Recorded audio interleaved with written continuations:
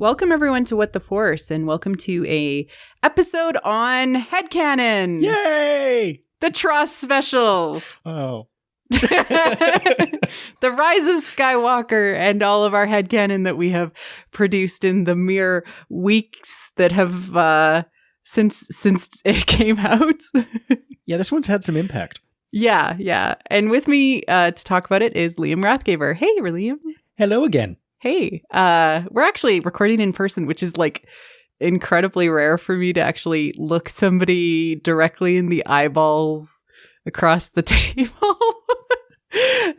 So that's cool. No, and I've been meaning to have Liam on the show more, but it's been kind of hard when I've wanted to talk about so much other stuff that Liam's like, yeah, I'm not as invested. Yeah, I'm a casual fan. Yeah. And part of this segment that we have done now twice before. Yeah. Yep. Twice before is that we actually take headcanon from the audience, discuss it, and then I sneak in some real canon just to try and trip you up a little bit. And then we have a lot of fun and some laughs. And in general, these segments are actually very, very popular, which is really funny because it's just entirely goofy and silly. Yeah, it's a hard one to take all that seriously when most of it is just going to be made up. Yeah, exactly. Yeah. Some of this is going to be kind of interesting because a lot of people have a lot of feelings about The Rise of Skywalker. And we actually saw the movie together. And compared to seeing Solo with me, which you also saw, this was a very different experience. Well, that's something where people ask me what I liked about it and what I didn't like about it. And the thing that I did, the primary thing that I did not like about this movie actually goes back to you and I watching Solo together. Because when we watched Solo, I have never experienced the amount of just pure, unadulterated joy just sitting next to Mary Claire while new Star Wars was happening. And then this movie didn't let that happen. And it was so heartbreaking that usually there's just this glow coming from your seat. And it didn't allow it. And that was so bad.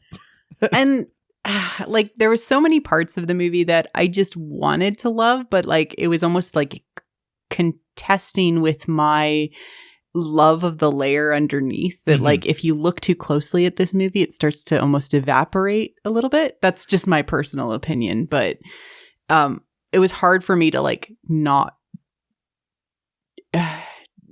like just enjoy the movie even on base. Like so many things took me out of it and ended up making me just question kind of things along the way, not the least of which some of our headcanon will address. Yeah.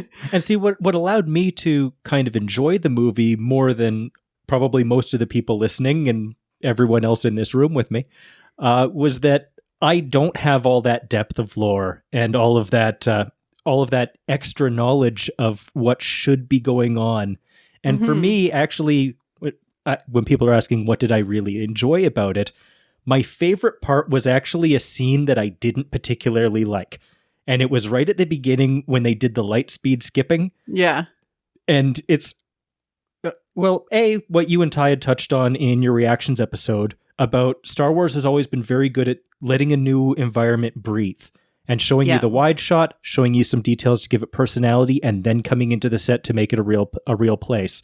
And instead it was just going, hey, look at this. Oh, what about this? Isn't this neat?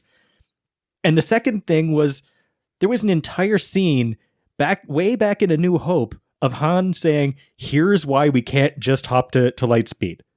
And when they just threw that out the window, it allowed casual fan brain to go, oh, okay, so they don't care about anything that came before. They're just making big shiny movie.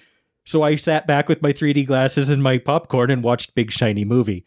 Yeah. But I went in thinking they could make the perfect movie. Not even the perfect Star Wars movie. This could be the best movie ever created, and the internet is still going to be outraged. Yes. And I came out of it thinking reasonable people are going to be really mad about that. Yeah. Like, it's not just the internet outrage. People were deservedly pissed off after this.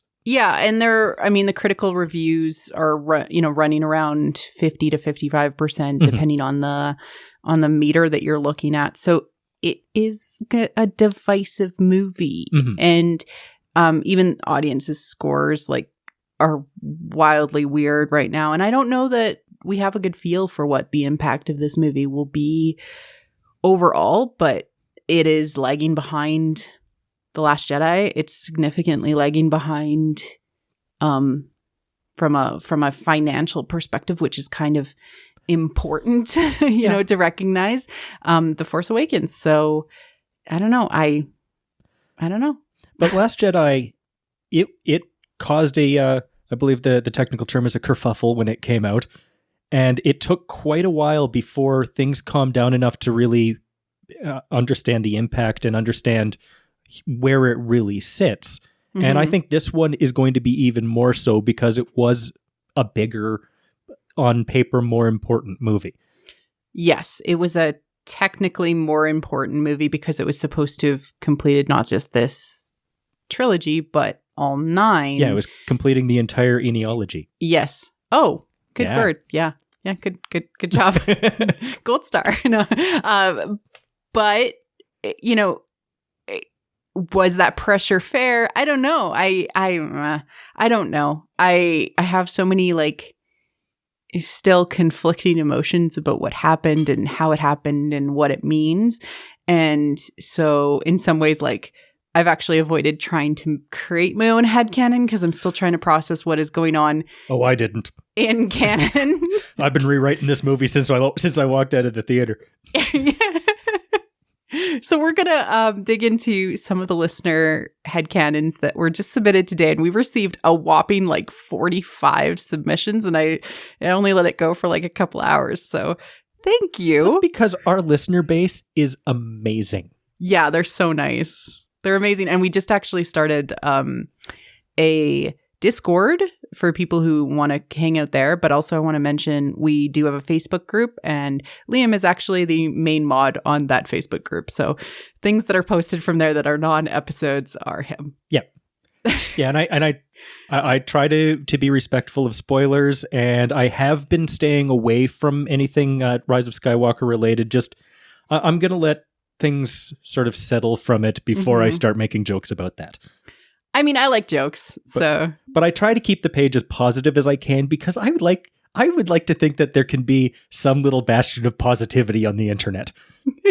And that's what I try for with this podcast is it's analysis and it's things from a positive perspective, but being positive doesn't mean you're not critical of things that didn't work for you.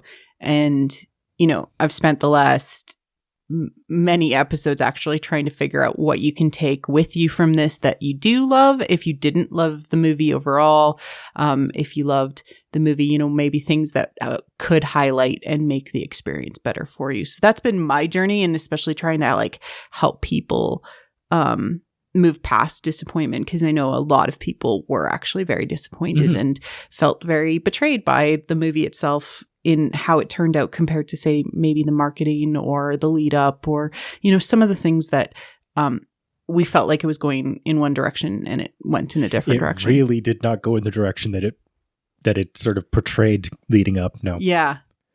But you're also, the episodes that you've done, and even just going specifically on this one of your 2 episodes with Ty on this particular movie, yeah, they're definitely critical of it, but you're not attacking it. You're not being vicious or being spiteful. And there has been some shout out on the internet, and I'm going to reinforce that one tweet that I put out that got real legs under it of, no, this is not at all like the backlash that happened after The Last Jedi. This isn't sending threats to the filmmakers. This isn't trying to ruin lives. This is doing the job of a critic, which by definition is to discuss and analyze and place something in its proper place.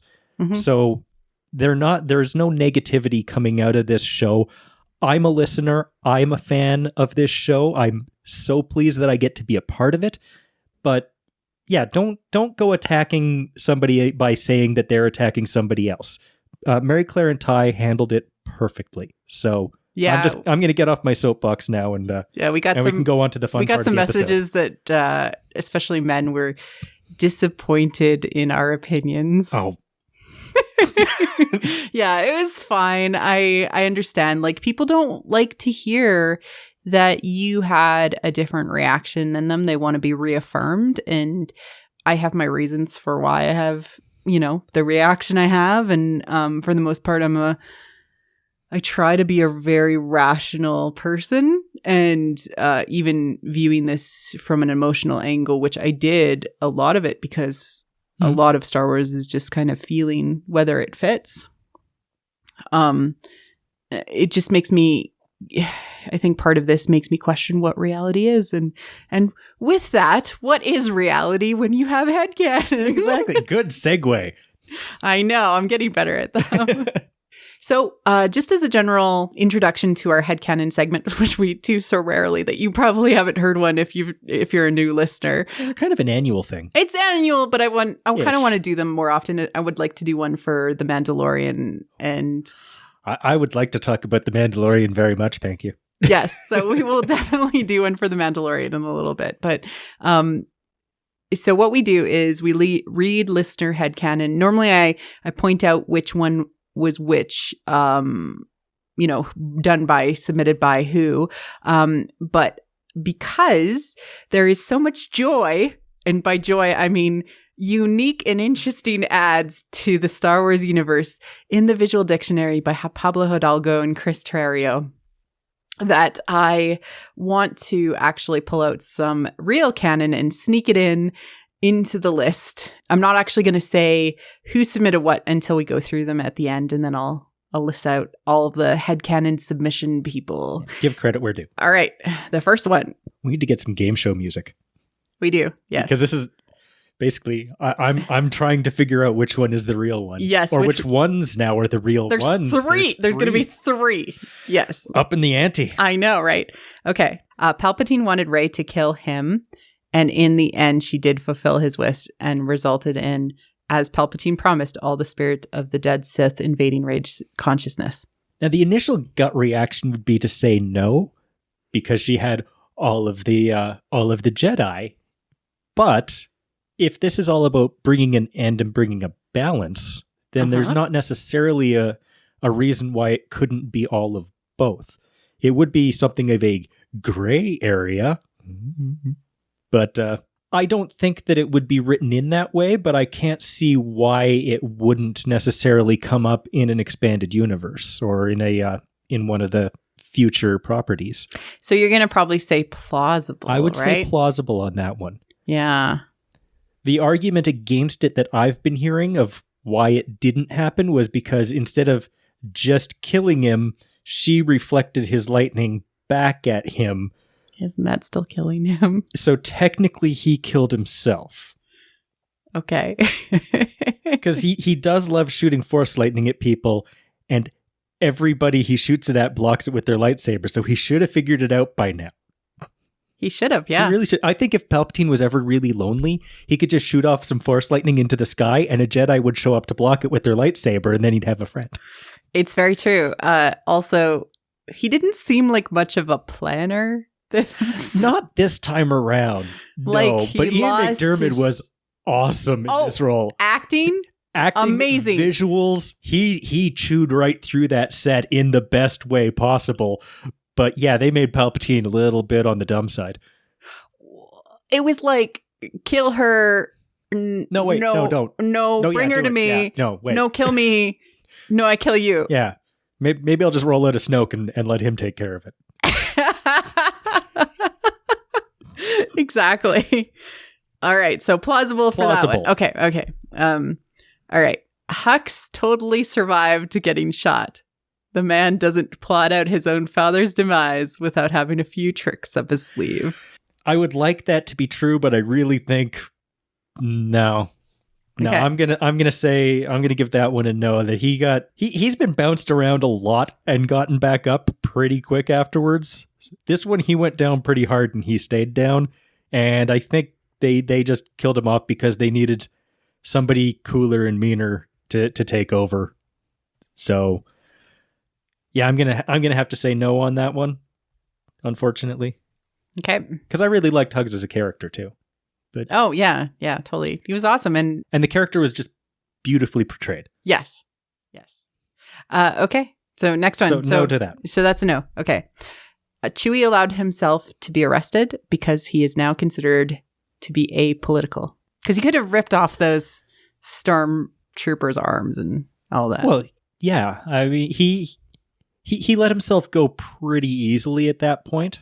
So I could see him, because he is trying to be more neutral, even though he's fighting on the side of the light. Plus, I could see him having let himself get arrested because running back to the ship or trying to escape or anything was going to lead the First Order back to his friends. Mm-hmm. So I could see a lot of reasons why he let himself get arrested, and I wouldn't see why not being apolitical. Okay. So yeah, I'll give that one a thumb up. Thumb up. Now we have like different measures. Yeah, everything's going to be measured on a different scale because that's how they do things now. Okay. No, I'll go a solid plausible on that one. A solid plausible. Okay. All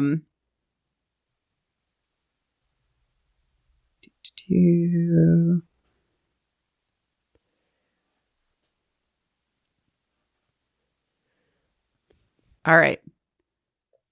Since Palpatine cloned Snoke, he knew he would need a vessel for his dusty seed. So he cloned Snoke with a womb, and therefore Snoke is Rey's grandmother. Sorry, I just need a minute to process dusty seed. That's horrible.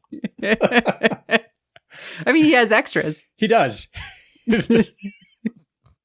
We don't know Snoke wasn't a woman. No, we don't. And there's different species that have different gender dimorphism, so we don't necessarily have a one way or another. And Snoke's been around for a really long time, apparently. There's a whole lot of things that I'm trying very hard not to picture. I mean, they made us pictures Palpatine having sex, so... Yeah, but not with Snoke. I'm sure it's on the internet somewhere. Snalps, yeah. Snalps.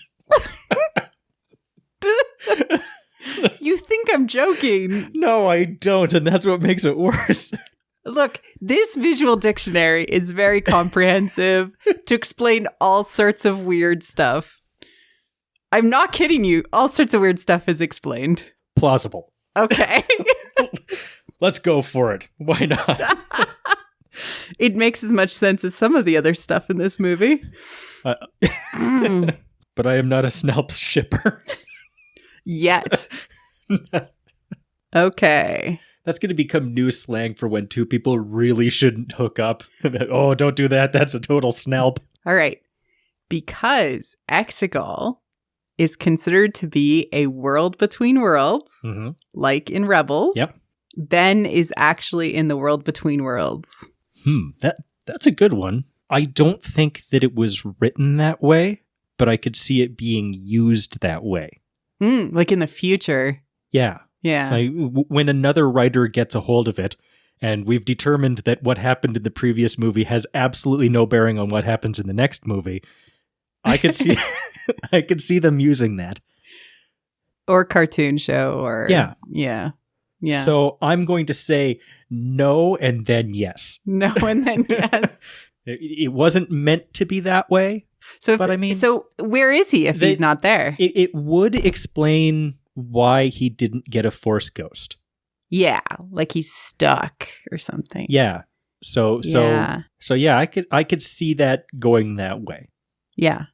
I mean, we do have canon sort of background on that and lots of, like, you know, on Mustafar itself, Vader made his whole like journey into himself temple thing, Vader Immortal, with the Black Bishop who's stuck basically between life and death.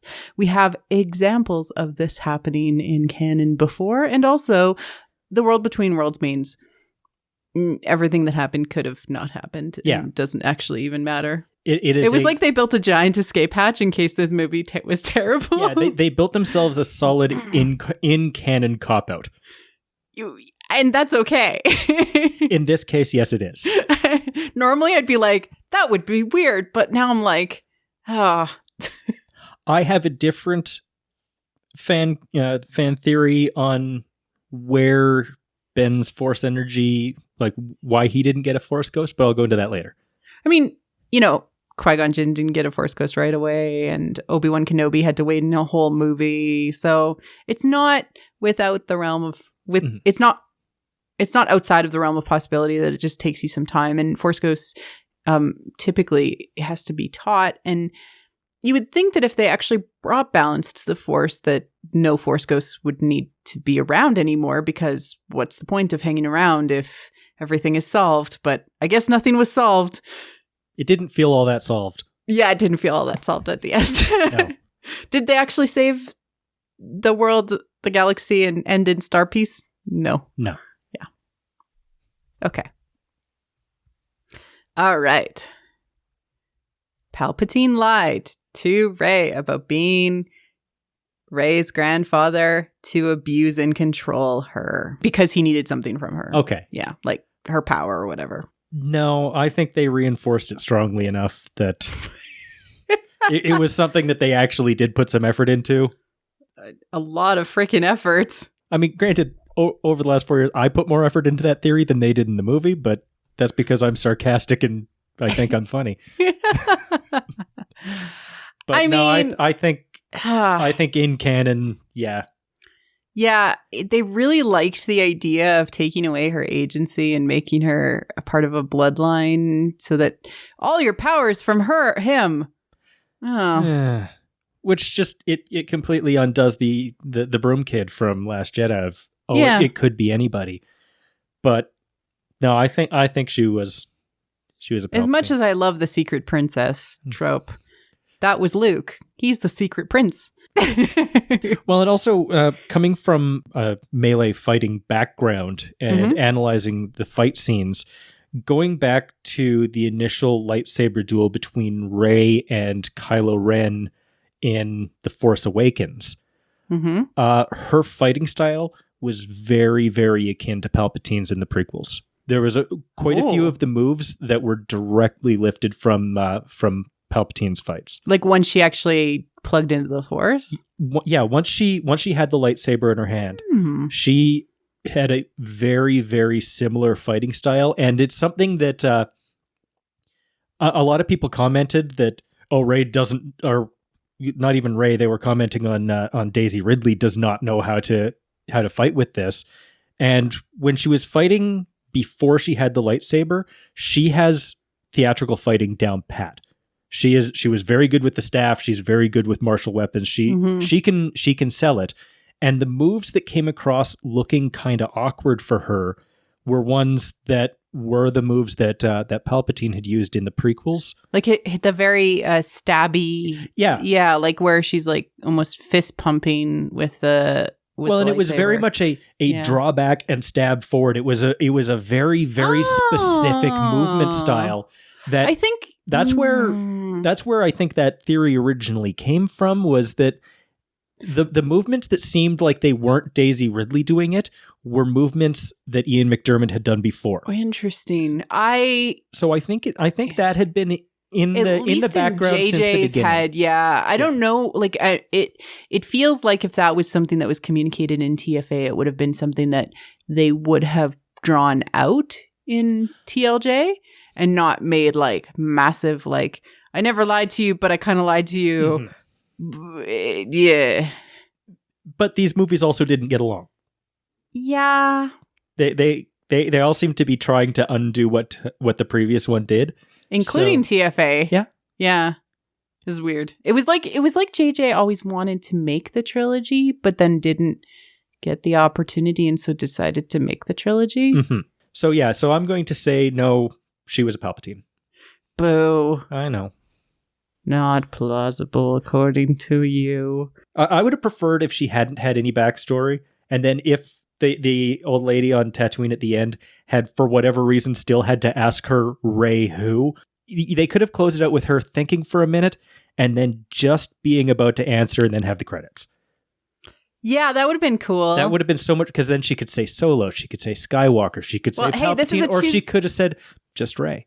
Choose Your Own Adventure movie would have had a better ending. Yeah. That Choose Your Own. But then who is the Skywalker that is rising that they gave such Well, it was confusing... a dumb name. I mean, obviously, I think it meant something else originally, but, you know. It should have been called The Final Order. I mean, yeah, if they were going to name stuff like that. Because we've had the Empire fights, or the Empire Strikes Back. We've had Revenge of the Sith. It doesn't necessarily have to be a positive title to it. So The Final Order was kind of the big MacGuffin that they were going after. So throw that in the title. That would have been smarter. Yeah. Why didn't you write this movie? I'm trying to. Rey and Ben have been seeing each other their whole lives. This is a dyad aspect. Okay. And between The Last Jedi and The Rise of Skywalker, they've been forced timing a lot. Okay. I was going to get to that one. Oh, okay. I had that feeling going in that, oh yeah, there's been some back and forth in this time. They're not necessarily happy conversations because they're full on after each other at the beginning of this movie. But I think there's been a lot of open communication, and that it wasn't necessarily something that was brand new in The Last Jedi. Okay. I agree. Okay. This is a good one. Okay. So Palpatine still had Snoke clones lying around because all of the Sith cultists are extra Snokes. And that's why Palpatine, and that's how Palpatine had made his audience. I mean, if you can't have friends, grow them. Now this is one that I do believe that I have the facts to say no. Okay. Because my understanding was that the Sith cultists were basically Sith cultists from beforehand that went to Exegol with him to continue worshiping him. I mean, and that fudge the rule of two. Yeah. Well, no, they're not necessarily Sith. They're just fans. It's like it was determined that the guys with the big hats that Kylo Ren is mowing through at the beginning of it were Vader cultists on Mustafar, which they never explained that or said anything about it. But and they, I mean, being a Sith cultist is like all the rage these days. Oh yeah, it's the popular. Well, it's nowadays it is more popular to hate things than like things. So maybe Sith cultism is going to be a thing. But they had said that they were pre-existing Sith cultists, and because he'd been on Exegol for over 30 years, the crews of all of those planet killer Star Destroyers for the Final Order were the kids of the Sith cultists. But what did they eat? Snokes. Sorry, did I answer that too fast? That was hilarious. Oh my god. It's like, what do we use Snokes for? Emperor, I'm so hungry. Let me roll out a Snoke. Chunk. It's got to make one of those gumball sounds. Except it's like all in, kind goo, of a gooey. So this kind of meets the Matrix. It's like, why does everything taste like chicken? Why does everything taste like Snoke? They'd have like a Louisiana Smokehouse restaurant to go to. Louisiana Smokehouse. Oh God, that should be canon. That should go into the Star Wars. I'm blanking on the world of Star Wars at Disneyland. They should have a restaurant there, Exegol Smokehouse. Exegol Smokehouse. Everything's get your Snoke here. Everything's served on with gold lame napkins. Oh my God. It's one of the things I miss about Snoke is his style. He had a very vibe to him. He was a comfortable clone. All right. Dominic Monaghan's character, Beaumont, who you saw blink and you miss it. You remember him, he right? sort of cameoed through the entire thing. Like stood in front of Rose, Sorry, my facial reaction there didn't transfer on screen. Is a Sith expert, and that's how he knew so much about the Sith, and actually helped Rey decipher the Jedi texts. Well, he had to be there for something. Yeah. I mean, I mean, they don't need two basically created to be useless and sidelined characters back at the base. One would think, but then we have also Claude and Snap. Oh, Snap. Oh, Snap. That's not how it was meant, but yeah. Poor Snap. At least he's got a good podcast too. Mm-hmm. But yeah, I can see he has to have some sort of expertise in order to be at the front of the group. Maybe it's just because he's kind of short and everyone could see over him, but it's like a class photo of the Resistance. No, you, Bobot, you stand in front. Get in front. You're short. Yeah, you're spatially efficient. So yeah, I can give him some expertise there. All right. This is worrisome. I think I've had more than 3 yeses. Oh no. Oh, I'm gonna have to do some narrowing down. I know. Droids who have access to the Sith language can use it to break their own protocol. That's why it's banned and restricted. I like it, but I don't think it's true. Very comprehensive visual dictionary. Mm-hmm. Look how thick it is. It is nearly twice as thick as normal visual dictionaries. It looks like a RPG source book. I mean, it could pass as one. Yeah. And makes less sense. But no, I think it was Republic droids. It got tabooed. So it was a censorship thing more than that. Going back to my headcanon that there is actually a Sith museum where you can go and like read all about the Sith. And it's actually included in like all Republic education that the Sith are bad. Okay? Yeah. Sith are bad, okay? But the Sith had plenty of droids, and assuming their droids could read their language, so those droids would basically be unshackled then. So I think that one is going to have to be a negative. Like we're assuming that like all of the old Imperial droids had the ability to read Sith? You'd think. It would be more convenient if it's being run by the Sith. I mean, you know, like, and it's something that's like uploaded into them so that if they recognize like a Sith artifact, they're like, oh yeah, we got to go bring this to Lord Vader or whatever. At the very least, yeah. Huh. I'm liking this. This is developing me. I like it. Okay. I'm flying with it. BB-8 was actually built by Ben Solo. No, that's a little too on the nose. Because are you kidding me with this movie? Yeah, that's true.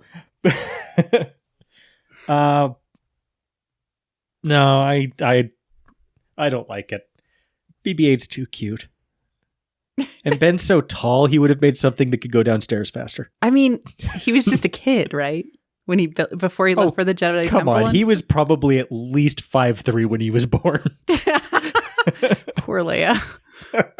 Well, she probably had some sort of panda bot going, Oppa, Oppa, to make it easier. Oppa. So, nope, don't like it. No. And no. Plus, there's a lot more there's a lot of other ball droids, but I guess there's a lot of other protocol droids around too. But none of them are C-3PO. None of them are BB-8. No. I'm going to start arguing this with myself. I thought you'd come around. That's interesting. I'm going to take a hard sit on this one, because if I stand, I'll be away from the mic. All right. Poe was involved in the spice trade as a deeply embedded New Republic undercover agent. I like that better than what was in the movie. Yes. And actually, one of my notes on personal headcanon had to do exactly with that scene where Poe's backstory as we knew it was that he was the son of Resistance pilots, not force sensitive, but very intuitive and very high, like very good reflexes. So he became one of the best pilots in the galaxy. Yeah. So he became a pilot, joined the Resistance very early on, and worked his way up. And then in the movie, suddenly he's also a smuggler and a spice runner, and they're like, "See, look, he's Han Solo now." And it seemed like a desperate attempt to A, make him into Han Solo, and B, introduce a very toyetic new character. So yeah, I thought that was so weirdly shoehorned into the movie that if they... And maybe they cut something that was like, oh, you know, it's just a mission or whatever that he never like explained to Zori or something. So I could see that being a fix for something that seemed really awkward in the movie. So I like that one. It makes a lot more sense than what they did in the film. So it's plausible for you? Solid plausible, yeah. Okay.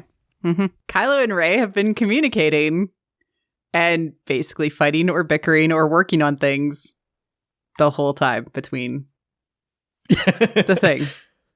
Well, that seems kind of far-fetched. Who would come up with something like that?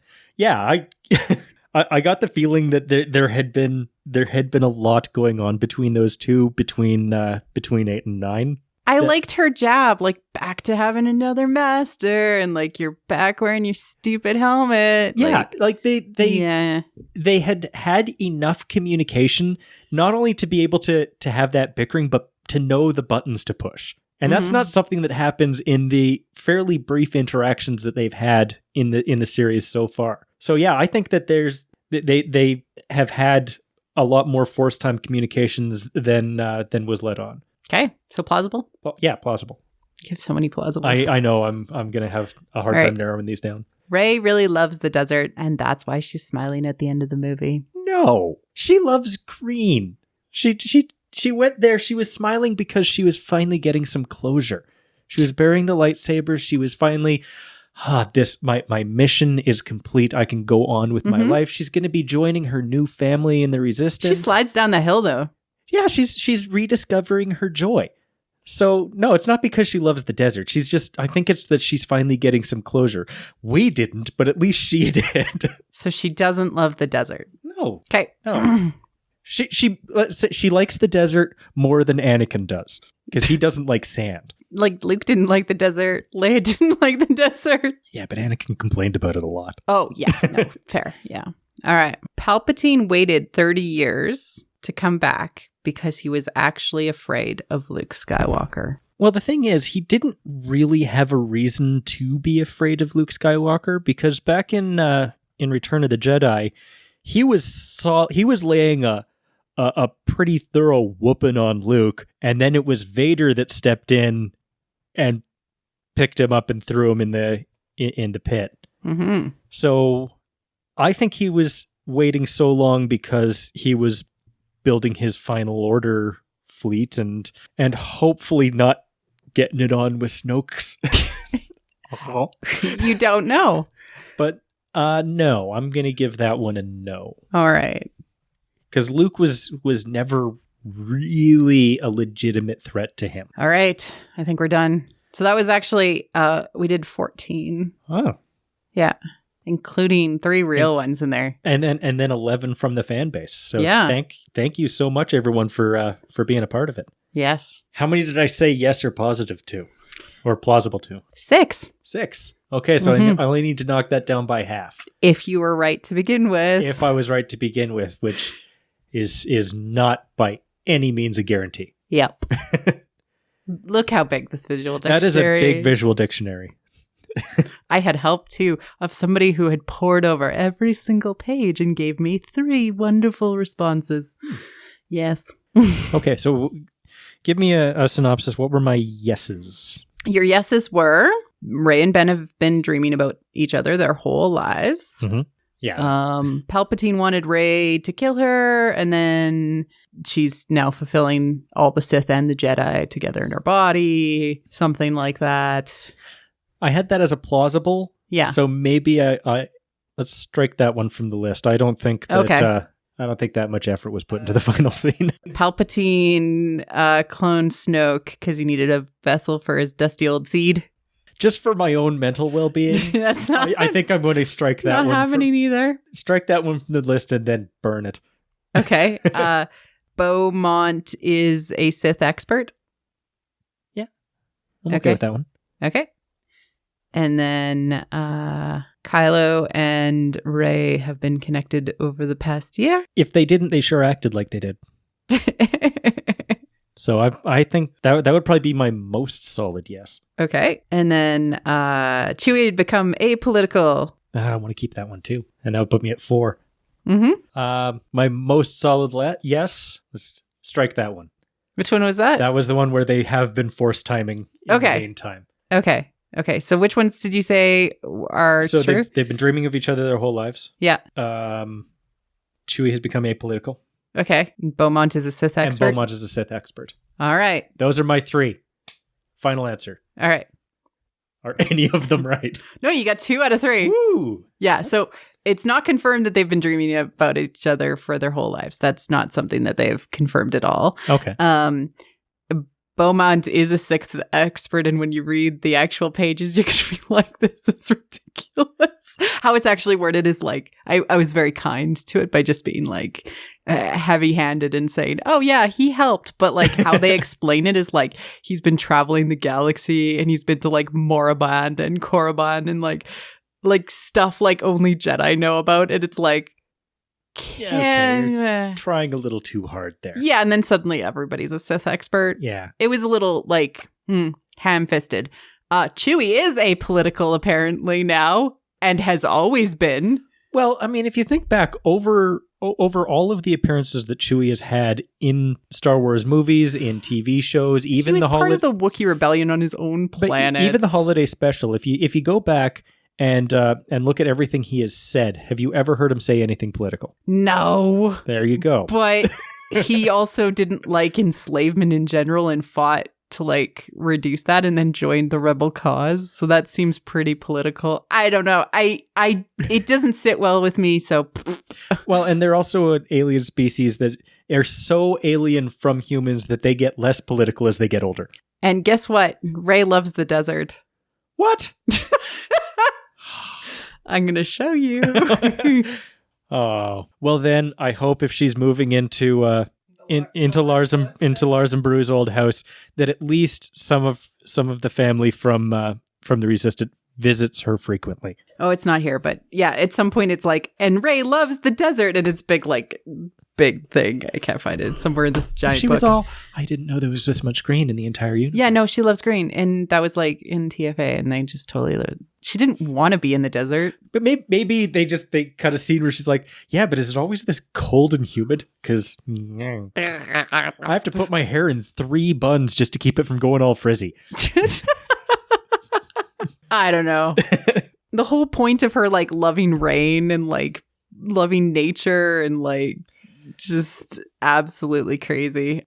Well, maybe being a desert person gives her a greater appreciation for all of that. So I want to thank everybody that actually contributed to all of these headcanons, including Danny Cardigan Vixen on Twitter, who actually read end to end the visual dictionary and actually helped me figure out which ones we should use. Lots of people submitted Rey is not a Palpatine. We just really, really want that to not be true. A lot of people submitted he's actually in the world between worlds and things like that. So there's some common threads of people kind of already wanting to fix this movie, which is really interesting. But I want to thank Shannon McCarter, Polar Phantom, Ali, going down my list, Jared Rashner, Powell, Skyla, Trixie. That was the Snokes, or the Dusty Wombs. I love Trixie so much. I had to read it. The droids one was from my husband, Kyle. Hi, Kyle. I Heart Dramas also submitted one. Macau Mom, who actually is living in Macau. Oh. And she's one of our patrons, which is awesome. Awesome. Aaron, and Existential Dread. So thank you everybody for submitting things, especially those people. Yes, thank you everyone. Yeah. And Trixie, you really need a hug. If you're in Calgary, find me and I will give you a hug because she's not in Calgary. Oh, come to Calgary. I'm a good hugger. It's true. I got one earlier. Her other ones actually made me snort laugh, so I got to read them out loud. Finn's real name is Findu Windu. That's right up there with Yoda's last name is Lehihu. And then Rey snorted some weird pollen in the jungle planet and made her hallucinate all of Tross. Episode 10 will be with her starting to wake up. Just snorting awake in a medical tent. What did I miss? What did I miss? That was a trip. Whoa. Yeah, and there's also a lot of like Rey nobodies and, you know, kind of what happens with different characters that we felt were underutilized. So amazing headcanons. But now we're going to talk about a little bit of our own headcanon-y stuff. Yeah, I had a few scenes from the movie that I rewrote to That's not headcanon. To be better. Okay, headcanon for this movie, it involves not looking at the movie and thinking about something else that you would put in in the scene back on Octo. Yeah. When Force Ghost Luke is raising his mysteriously repaired X-Wing out of the ocean. In that scene, there was a ridge just behind him, and if the camera had panned just slightly around him, you would see Force Ghost Yoda standing behind him, actually raising the X-Wing out of the water and just letting his Padawan think he finally got it. Okay, I love that. That doesn't break the movie. Not That's at all. Hilarious. No. I just want the fish nuns just to be like glaring at them the whole time in that scene. Yeah. They were strangely absent from that. Because they and they really didn't like Rey. Like at all. Oh, she's back. And she burned the ship. Another one. Show up, make a mess. Blow holes in walls. Now that would have been hilarious if Yoda was just like doing that. I told you the girl Rey has everything she needs. Young Skywalker. Oh, great, except a ship. Okay, let's get the ship. Like that ship like shouldn't be functional. They spent an entire movie, The Phantom Menace, I know it's not your favorite, on how fragile hyperdrives could potentially be. Well, plus when they showed it in Last Jedi, there was a bunch of parts taken. He used part of the wing as his door. Yes. So I mean, that's not an entire ship anymore. We have half a ship. Not something that you fly into hyperspace. No. Okay, I have a headcanon for you.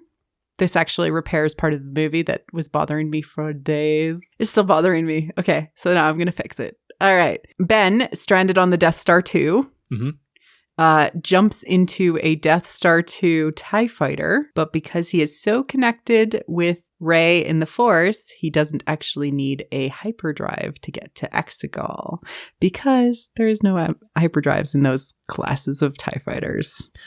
There wasn't, but if Exegol is a world between worlds, then you don't necessarily need to go really fast to get there. Nope. You could just go and be there potentially with cool Force mojo. Well, and he had already been there. So that could potentially open the door for him. But it's in unknown space. You have to travel there. That's the whole point, is like you need a map to get there and you need a hyperdrive, and those ships don't have hyperdrives. Yeah. And if everything is everywhere in the Force, there is no difference between Exegol and anywhere else. Yeah. So he could just be like, I Force jump. Boop. Then he actually skywalked. Ha ha! I win. Yes. Next. So, with the Force healing. Okay. When Rey Force heals Kylo. Yes. Yeah, because he wasn't quite Ben yet. She Force heals Kylo on the chest. When Ben Force heals Rey. It's on the stomach? It's on the abdomen. Yeah. So maybe he is putting all of his life force to... And it really... I hate to prequel it, but maybe he was... influencing the midichlorians to cause a divergence in the Force. And then she smeeshed Skywalker, but Rey Skywalker living on Tatooine and has a little baby boy girl child thing, and then twins or something. Oh, okay. It could possibly create a new divergence in the Force to fulfill the prophecy that Anakin just didn't. Yeah, because they broke that. Okay, so the only way that I accept that is that once the kids are grown enough, she goes and actually tries to find him. Or she like goes and gets a babysitter. Claude is a great babysitter, even with no arms. We don't know. He has no arms, and they're yelling at him to fix the power coupling. Yeah. And he has no arms. Like none. He has no arms. Yeah. Okay, but the only way I'd accept that is like if like there was a plan for her to like go and get him back from wherever he is. Because, like, that's part of it is like, no, he's not there. But that would explain if he exists. If every bit of his energy went into creating that life, then that's why he didn't get a Force Ghost. Because every time guys ejaculate, they die a little bit. The French do call it the tiny death. But that's not what I'm defending. Fine. Okay. I just hate it on, like, so many levels. Just, like... Is it worse than what actually happened? I have no idea. I did think, like, she could be pregnant because of what happened, you know? Yeah, because it was very... I just don't know if I like what it means, you know? Because it was very specific. Yeah. That they made a point. He can't hold her boob, though. No, but you can be... Yeah, that's fair. Up above, closer to the neck. He could have held her face. Yeah, some Disney-safe chestular area. Shoulder. I mean, they know each other's thighs pretty well, so they could have been thigh. I don't know. Okay, fine. Fine. It's not canon, though. Well, we don't know yet. We don't know yet. It might be. It's a no, then yes. Could be. It's a maybe. It's a maybe. I could see that in a few years being a way to launch a new trilogy. And, you know, if it makes them a couple billion extra dollars... I know. I just don't think that we're ever going to get Daisy and Adam back because of how probably hard this one was. Yeah. Although Daisy does do a very solid Billy D. Williams impression after this. When she was talking about meeting him and people saying, oh, you're so great as Lando. And she just slips into a Billy D. Williams of him saying, yes, but I'm just a really good actor. That's awesome. She also plays a very good main theme on a kazoo. Mm-hmm. That's an important skill. I mean, all the interviews she has to do is probably the weirdest thing I've seen her have to do. But let her do something unique because she's just going to be answering the same 10 questions for the next year. Yes. So let her at least have some fun with it. Exactly. Yeah, that was the TLJ. And I hope the internet is very kind to the actors and I think they are. Yeah, I think they are. I think that it's so hard. It's so hard because they're still embittered about the Last Jedi fallout. Yeah, and all the negativity and forcing. At least people within my fandom don't blame the actors for what they had to do, and it was probably very physically tough. And like Adam had no choice to have like no lines for the last half of the movie. Yeah, because the comment that I had made on that one of Ty's tweets, where the only two real problems I had with this movie were the writing and the directing. And I wasn't saying that sarcastically because the movie was beautiful. Mm-hmm. It was a feast for the eyes. Sound, Star Wars movies have some of the best sound direction of any movies out there. And every actor, every performer that appeared on screen, I believed. Like the performances, except for Oscar Isaac saying, okay, there's two exceptions. I didn't for that. necessarily believe the words that they were saying, but I believe the performances. No, so when Oscar Isaac says somehow Palpatine is back, and then you like almost see Oscar Isaac die a little bit in the inside, and then when Academy nominated Adam Driver is like, "You're a Palpatine." It's like he couldn't even sell that. Like what they. You do what you can with what you get. I mean, like, and that's just like it's no. I believe that that Palpatine's like Rey Palpatine, although may have been planned or at least in the cards. I think it was brought up again at some point in rewrites or redoing because you can only see those things mentioned when Adam's wearing his mask, which means. Either they added the mask on and then they dubbed over it, or because they did that before. Totally. So I don't know enough to know what actually was the original plan, and it doesn't really matter anymore. We have what we have. Yeah, I didn't like the idea of them bringing back the mask. I got the feeling that it was just JJ liked the mask, so they brought back the mask. So I really didn't like the idea of it from that. But I was fully in support of him getting the mask again because Adam Driver's Kylo Ren mask voice is awesome. Especially in theater. You feel that in your bones. Yeah, they do something really good with the rumble. Oh, it's amazing. But the reasons for getting the mask back are like, I still don't understand why he had to have the mask back. It's basically like he wanted to fit in with his boy band. Oh yeah, the Knights of Ren who were just kind of there. Yeah. They don't really do much other than there's that one scene where they're walking through the Star Destroyer and two of this stormtroopers like, oh, look, it's the Knights of Ren. Oh. Cool. You almost expected one to run over and grab an autograph. Yeah. But they don't do anything. And then they chase. No, they're not even there. They're just standing on a hill. No, they just kind of stomp around. Yeah. Being and then they badasses. fight Ben at the end, which is almost the exact same choreography as the Praetorian Guard fight from TLJ. I did get a kick out of the second that he went from being Kylo to being Ben. It was very different, yeah. Well, it's like that they had written Kylo for the last 2.5 movies for Adam Driver, and they wrote Ben Solo for Paul Rudd.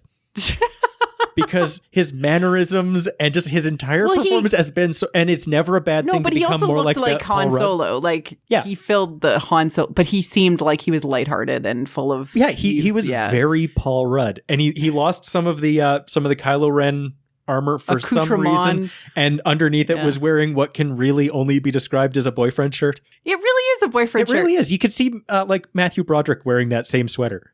Or Rey. Yeah. But it was obviously what was on under his Kylo stuff because it had the hole in it. Yeah. But why would he take that stuff off and become Paul Rudd when he could still be Kylo Ren, get on a First Order cruiser and be like, the Sith have betrayed us, let's go blow them up. And he could have brought the entire First Order to bear against Palpatine. I think that because he was Supreme Commander. Missing. I mean, he had Lando's blaster. Yeah, there was there's stuff missing. Yeah, there was an episode in the middle. Yeah, this was actually 2 or 3 movies and ended up being one. But it did look to me, and I watch movies a lot. I'm watching actors a lot and thinking, because I've worked with a bunch and identifying their personal mannerisms when they're performing. And I haven't worked with Adam Driver, but when he went back to being Ben, he looked like he was having so much fun with it. Oh, he looked like he was filled with joy. He was finally just free. Yay, I get to be a good guy now. Yeah, and I think that was maybe more of the intention from earlier on in the movie, because he does the thing with his finger that like Han Solo did with his finger, and like he does the shrug when he gets the lightsaber, and he has the shot, which is very Han Solo. Like they added in he did these moments, and I think that actually even Chris Terrio confirmed that like that was all Adam. Well, and Han did that shot in The Force Awakens. Yeah, when the First Order is attacking Maz's temple, and he does the blind shoot. The shrug is very Han Solo. Han Solo, yeah, he just did awesome. Actually, I rewatched Force Awakens yesterday. Yeah. And I believe it's when Rey has all of her jumbled Force visions when she first picks up the lightsaber. You actually see them going through and fighting the big hat guys from Mustafar from the beginning of this one. Yeah. In the rain, yeah. I think that there was a bigger sequence where Rey was maybe supposed to be there or something. And like there's just It just felt like about 10% of every scene was missing. Yeah. And that or maybe would explain more. The weird pacing. Maybe more. Mm-hmm. Maybe more. Like there's like all of Adam Driver's dialogue from the last third of the movie, which we know he had because at one point you can actually see his mouth moving. Yeah. And, like there's just things. So it's like, okay, cool.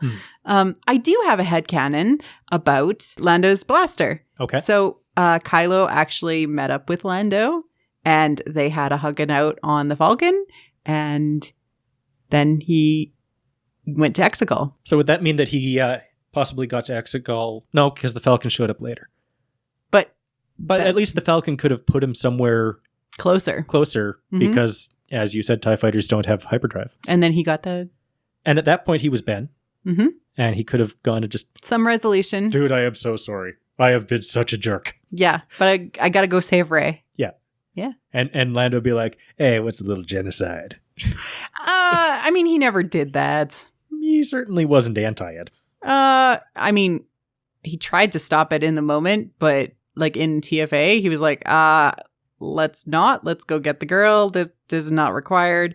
I don't know, because I'm very much of the opinion that like no matter how bad your thing is, if you decide to try to be better, like, because this is all metaphor, it's like space fantasy, it's not real, like no matter how bad the thing is, it doesn't justify real life things. It's representational of, oh, I was in a car accident and killed my father, and now I bear that weight for the rest of my life, rather than I killed my actual father in real life, and thus, I've redeemed myself and please forgive me. I mean, people do things that they accidentally do, or they do, they just do. They do, or they make mistakes. And, some of those things are considered to be super abhorrent by society, just depending on the culture. And it's supposed to be representational and metaphorical and not necessarily direct parallel to our everyday lives, like war crimes and stuff, right? Yeah. It's not the same. And in general, Callus got his redemption arc. Yeah, and he also committed genocide. He was solid bad. Yeah. And I really kids thought cartoon. And I really thought they were going to redo that with Hux, but then just pew. All right. Yeah. Whatever.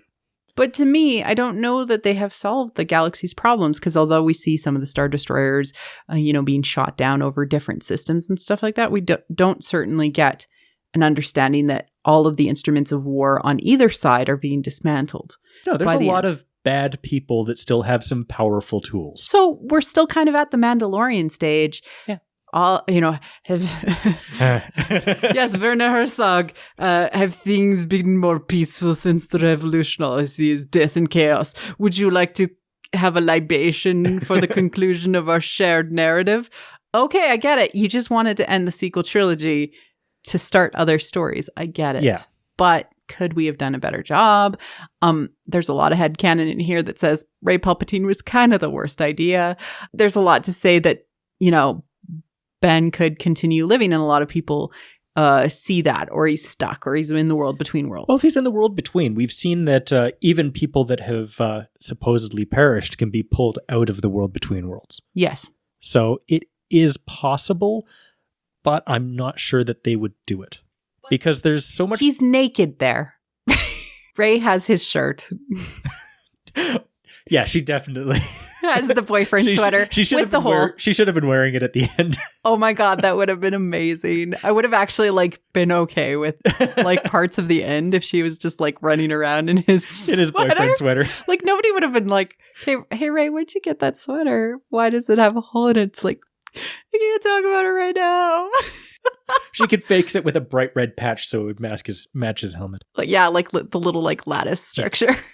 And I get why they did the bright red fixes, because it's blanking on the word. It's a Japanese tradition where they fix broken pottery with gold. Yeah. And it's highlighting the imperfections to show that something is a new hole. They didn't fix it good enough. No, they did really a pretty piss janky. poor job of it. Yeah, and the explanation in it is to make it more powerful or something. I'm like, that's not kintsugi. It's really weird. They use kind of the concept, but then make it all dark sidey. So it's dark side kintsugi. Well, yeah, it's glowing red because that shows how evil his head is now. Well, it's the lattice structure is made out of alchemical iron or something like that. It's a yeah, but he obviously had several tie whispers. He could have just got another helmet. Again, with the gumball machine, he's got one for tie whispers too. If they had shown when they were having their fight in the hangar on his ship. Yeah. If in the background there had been three of them. I mean, he's like Anakin and he destroys a lot of ships. Yeah. Have some spares. You can afford it. Yeah. You're literally the supreme leader of the galaxy. Build me 4 of those. No one else is allowed to fly them. I break them a lot. Yeah, because I'm going to need them. And my girlfriend has a lightsaber and she's not happy with me right now. She's really mad. I hope that that when this comes out on Blu-ray that there's outtakes and not just deleted scenes, proper outtakes. And I'm hoping that when they force connect and he sees they smash the Vader podium and he's like, oh, she's in my quarters. I hope there's at least one outtake where he's like, dude, she's in my room. I mean, that's how I read it. We got to get back there now. Ray's in my bedroom. This is my one chance. Don't look under the pillow. Oh and my for God. a guy that hates white, why does his room look like an Apple store? I don't know. I don't know. It's so weird. Yeah. There's some weird choices. It was beautiful as a set. Gorgeous movie. Every shot was beautiful. I wish most of them Except were for the longer. last one, which was edited from Pisana. So her standing in front of the sun is actually a exact shot from her standing and waiting for the TIE Whisper to fly into her. Well, that just seems lazy. So they changed the ending somehow. Yep. And it's weird. I think the internet should rise up, because it's what the internet is best at, and demand that they release the Snyder cut. I don't believe in that. I believe in them getting it right the first time. And I mean specifically demand the Snyder cut, because if they're going to get it wrong, demand they get it wronger. Make your demands wrong. Speak their language. Be like, we make a dark sacrifice to the fanboys. Release the Snyder cut. Of let Star Wars alone. Yeah. No. Oh my God. I don't know. It's it would be really interesting if they just, like, on the Blu-ray, just released all of the deleted footage and just, like, let you create your own movie. Ooh, yeah, do a choose your own adventure. When it reaches the next scene, they could be like, okay, well, here's what we did, but here are your other choices. Oh my God, that would be amazing. And then you could, like... They could Lord of the Rings it. It could be 13 hours long. I mean, you could make your own movie out of that. Just release all the footage. All the John Williams, which, like the episode I did on the music, they basically only used, like, a tiny percentage of what John actually recorded, which is a damn shame, because he recorded stuff specifically for, say, like the action cues, where they're flying through the desert, and he recorded cues that were lined up to it. They re-edited it and they could no longer use it. He recorded tons of stuff that was not used. So when they were going through the desert and being chased by the stormtroopers on their tank cycles, yeah, which as a biker, those things were awesome. As a Star Wars fan, why are they on tank cycles when they have flying bikes that they could use that would make a lot more sense? But I want to give a shout out in that scene to the second of the flying stormtroopers who takes off and makes 2 consecutive perfect shots before being taken out. I mean, it's what they live for. That is the greatest marksman in stormtrooper history. 2 shots in a row that hit what he was aiming at. It's very true. Oh my God. That's so funny. There's so many things about this movie that, like, you just want to fix, and you need to insert headcanon. Like, people are already like, oh, Rey left the planet and is okay, or like Rey stayed on the planet and is not okay. Like, people are already, like, choosing your own adventure to this movie because it's so fast. Your brain can't even, like, pick up on all of the things that to fly by. So you almost, if you see it again, you're like, okay, I'm just going to focus on the things that I like. And so it kind of ends up just becoming the movie that you want it to be in the end. And that's kind of unfortunate, because I think Star Wars itself is best when it allows itself to breathe and allows itself to have genuine character moments, regardless of how ridiculous the circumstances are. Have you seen Jabba's palace? I mean, it is kind of the George Lucas way, and we're getting that more with The Mandalorian. Even the Clone Wars has moments of pause where they basically just see locations and experience them. Well, just let it take a breath. Yeah. Breathe the air of that location and let it become real before you dive into a set. Mm-hmm. Or take moments like you're there and you go over a hill, and like even Pisana with the festival, like I wanted to live in that festival for like way longer. I always thought that was going to be like a festival of life where it's like basically they're like, praying for their ancestors or the next generation or something like that. I thought it was really cool, but we don't learn enough about it because we're not there long enough. It's a big party that happens every 42 years. Everyone see what we did there? Wink, wink, nudge, nudge. Hey, that's the whole movie, though. Yeah. Yeah. I get the feeling that it was made with the intention that they were making it for Star Wars fans when it should have been made by Star Wars fans. That would have shown it the respect that it deserved. I want it to be... So this is really interesting because I really haven't thought about how to explain what Star Wars is, because we're getting very new Star Wars in The Mandalorian, even though it feels familiar, right? It feels very Lucas. It feels very, well, and that's Dave Filoni. Like, Dave learned everything from George Lucas, but like Ludwig Göransson doing the score is very new Star Wars. We've never had like the types of instrumentation, the electronic mixed with the instruments that creates this feel to the music. But every episode is uniquely scored. It has continuous themes, so it fills with the leitmotif that we are used to from a John Williams perspective. It pays homage to John Williams, but does not just rely on John Williams. And to me, Star Wars is at its best when it pushes the bounds of new, while still understanding the themes and the history of the sandbox that it's playing in. Yeah, showing respect to what came before. Yeah, exactly. Like, that's why to me, although Solo was not my favorite Star Wars movie on like many levels, I still experienced so much joy from it. And it's my daughter's favorite Star Wars movie. So it's like it played within the bounds of the world without necessarily breaking anything along the way or trying to relive glory days associated with it. I just like it when they add more sand and don't take away sand. Or try to make sand weirdly metaphorical. Yeah. Like, well, yeah. Everybody hated that planet. Why are they back there? Sorry. Well, anything else to say? I think we have said lots. This feels like it's going to be a longish one. So, Liam, thank you for joining me on this Headcanon episode for The Rise of Skywalker. Thank you again to all the listeners who submitted Headcanon. We'll probably do another one for The Mandalorian maybe in a month or two when we get around to meeting up again in person. I live 20 minutes away, so just let me know. This is true. I would constantly think that you live further away because I don't leave my house. But where can people find you and find the things that you do on the internet? Well, a lot of the things that I do on the internet lately have been on the What the Force Facebook group. It's true.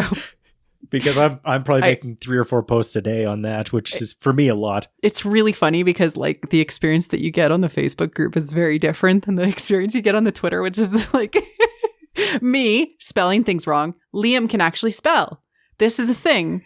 So like the Twitter and in like so if you like are on the Twitter, like, yeah, I'm sorry. And then if you're on the Facebook group, I'm sorry. The Twitter is serious discussion. The Facebook group is mostly memes. I mean, come for the memes. Join our Facebook group, which is What the Force Podcast on Facebook. If you're wanting to basically just laugh at everything that Liam posts and occasionally get links to my episodes. Yeah, those are tucked in there, and when a new episode comes out, I try to hold off on burying it for too long. Like, oh, let's just pin that to the top. Yes, exactly.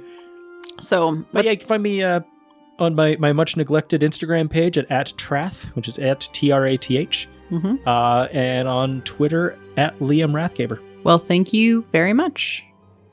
Thank you for listening to What the Force. I'm Marie-Claire Gould, your host. Our music is orchestral music composed by Christy Carew for What the Force. We have a Patreon at patreon.com/whattheforce. We'd like to thank all our patrons, especially those who love and are obsessed with What the Force. Melody, Night Huntress, In Wild Space, Susan, Jessica, Brad, Black-Eyed Lily, Anna Perez, Jawa Dog, Macau Mom, Neil, and James. Make sure you like and subscribe on your podcast app of choice or on YouTube. Leaving a 5-star review on iTunes helps other people find the show. You can connect with us on Twitter at What the Force Show, What the Force Podcast on Facebook, or on our website, whattheforce.ca. We also have a new Discord. Links are available in the liner notes. Feel free to reach out and start a conversation. Cheers.